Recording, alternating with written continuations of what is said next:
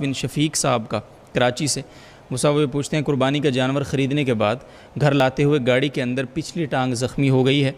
اب وہ صرف کھڑا ہونے کے قابل ہے، چل نہیں پا رہا، ایسے جانور کی قربانی کے متعلق کیا حکم ہے؟ اگر اس کی جگہ دوسرا جانور قربان کرنا ہو تو پہلے کو فروخت کر کے اس کی قیمت میں مزید رقم کا اضافہ کر کے دوسرا جانور خریدا جا سکتا ہے یا نہیں؟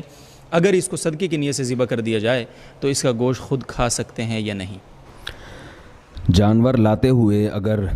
زخمی ہو گیا اور اتنا لنگڑا ہو گیا کہ چلنے کے قابل بھی نہیں رہا وہ، تو اس کی قربانی جائز نہیں ہے۔ لہذا اب اختیار ہے کہ آپ چاہیں اس کو بیچ دیں، چاہیں اس کا گوشت صدقہ کر دیں۔ اگر صدقہ کرتے ہیں تو خود بھی کھا سکتے ہیں، پورا جانور بھی خود کھا سکتے ہیں، آپ پورا جانور کسی کو کھلا بھی سکتے ہیں، جیسے چاہیں کریں آپ، سب جائز ہے۔ البتہ بیچنے کی صورت میں اگر آپ نے اس جانور کو بیچ دیا تو نیا جانور جب آپ لیں گے تو آپ کو جو اس میں نفع ہوا ہے،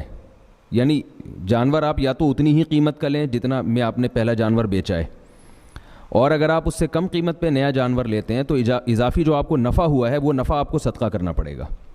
یہ جو میں نے حکم بیان کیا یہ مالدار آدمی کا ہے، یعنی اس آدمی کا حکم ہے جس پر قربانی واجب تھی،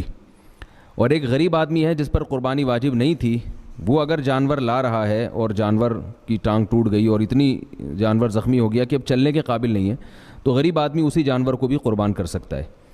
تو یہ مسئلہ ہے کہ جانور لاتے ہوئے اس میں کوئی ایسا عیب پیدا ہو گیا، لیکن یہ یاد رکھیے کہ اگر جانور کو ذبح کرنے کے دوران کوئی عیب پیدا ہو گیا،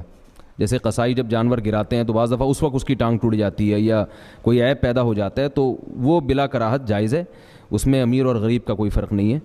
طارق مسعود صاحب سے محمد عامر صاحب پوچھتے ہیں قربانی کے جانور میں پہلے 6 لوگ شریک تھے، بعد میں 7ویں آدمی کو شریک کیا جا سکتا ہے؟ جی اگر صورتحال یہ تھی کہ جانور 6 آدمیوں نے مل کے خریدا قربانی کی نیت سے، خریدتے وقت ان کی نیت تھی قربانی کرنے کی، اب اس کے بعد 7ویں آدمی کو وہ شریک کر رہے ہیں، تو ظاہر ہے ان کی بچت ہو رہی ہے، تو وہ جو اضافی رقم جو ان کو بچ رہی ہے وہ ان کو صدقہ کرنی پڑے گی۔ شریک تو کر سکتے ہیں وہ 7ویں کو بھی، لیکن اضافی رقم صدقہ کرنی پڑے گی۔ اور اگر جانور خریدتے ہوئے یہ نیت نہیں تھی بلکہ جانور تو ویسے ہی خرید لیا، یہ کسی اور کا جانور تھا، تو اب یہ نیت کر رہے ہیں کہ ہم اس میں 6 حصے کر لیتے ہیں، تو پھر اس میں 7ویں آدمی کو وہ شریک کر سکتے ہیں، وہ اضافی رقم کوئی صدقہ نہیں کرنی پڑے گی ان کو۔